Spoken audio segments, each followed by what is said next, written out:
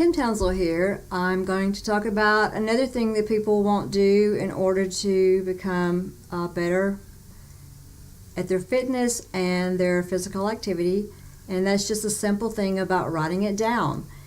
I'm not going to show you the inside of my planner because it has I put everything in here. It's like my diary that tells me everywhere I'm supposed to be, and if somebody ever steals it, they're going to find out a lot about me, I guess, good or bad and ugly. But something that's a little bit time consuming, but it is a way to really record your progress, is to write two things down.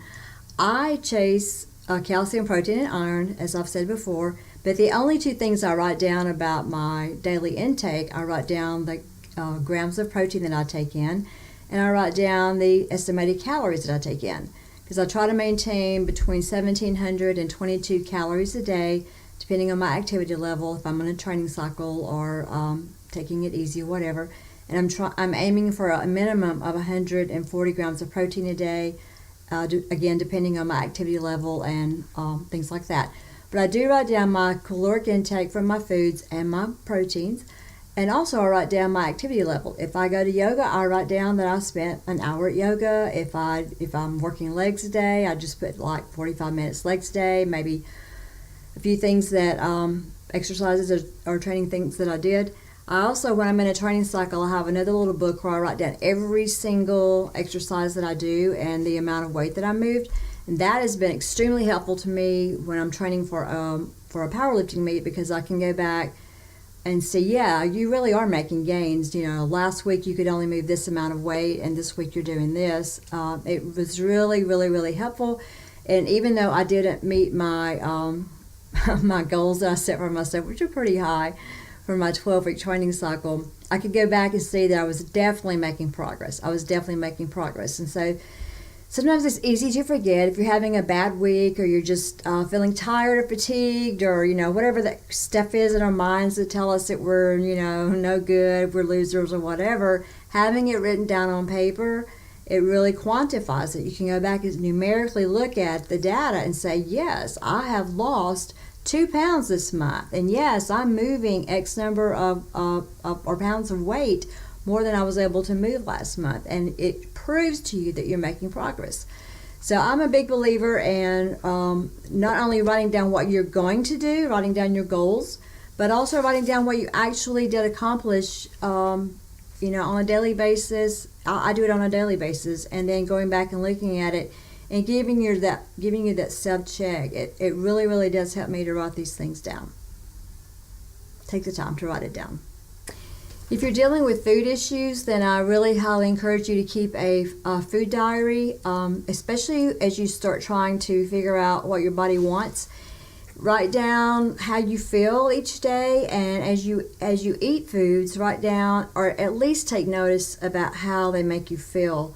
Last summer I did an experiment because people kept telling me you need to eat more fruit. So I was like, okay, I'll do grilled chicken and fruit and salad. Well, I did not do well on that particular diet. I started writing down how I felt. I felt lousy. I was just hungry all the time, and I ended up getting gout in my finger from eating fruit, which is supposed to be a high protein disease, and actually I'm on a very high protein diet now. I've never felt better in my life. I'm not hungry all the time. I just don't have any side effects from it. So my body was craving protein, and when I was giving it carbs and sugar, I would get the sugar rush. I would feel fatigued, and then I would crave more, unrealistically, weirdly, crave more of the sugar and the carbs. And so I just slowly had to cut out that simple carb and sugar addiction, and it took a while. I mean, it took a while for my body to adjust to that. But I wrote down how I felt about things after eating certain foods. Like, I know if I drink beer and eat pizza crust and things like that, I'm going to feel lousy. I'm just going to feel lousy, and it's just not worth it. People make fun of me because if there's pizza in the house, I'm going to scrape the topping off and eat that. And throw the bread away for the most part, because it's just not worth it. I'll do it every now and then, but not every week like I used to do. So keeping a food journal will help you to see what kind of foods are really making you feel good, and what kind of foods is your body just telling you, we don't want any more of this. Don't put any more of this in us. Remember, if we're feeding this and our body's trying to reject it, this is temporary. But how your body responds to all that is going to be, that's the long run thing, and we need to start taking care of our bodies, not just our eyes and our tongues. One thing when we're looking at food, we can ask ourselves, how long will I enjoy this food, looking at it, smelling it, and tasting it, and then compare it to how long will I enjoy a fit body, how long will I enjoy a more whatever it is you're looking for, more athletic body, stronger body, slimmer body, whatever it is you're looking for. So just think about how long am I going to enjoy it with these senses compared to how am I going to enjoy the whole overall effect of maybe if I don't eat that food that my body's telling me it doesn't like. Whose decision is this? It's yours. Make your decision, enjoy the benefits, and deal with the consequences.